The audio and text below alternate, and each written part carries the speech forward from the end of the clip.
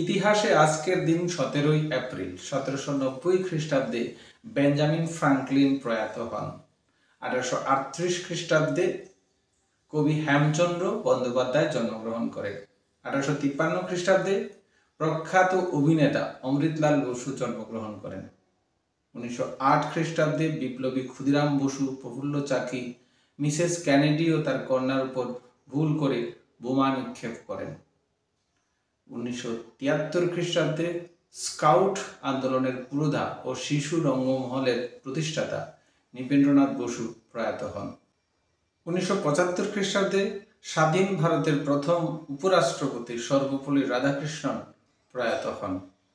1975 খ্রিস্টাব্দে পদার্থবিজ্ঞানী কেদারেশ্বর বন্দ্যোপাধ্যায় প্রয়াত হন। 1983 খ্রিস্টাব্দে সাহিত্যিক প্রণব কুমার সান্যাল প্রয়াত হন।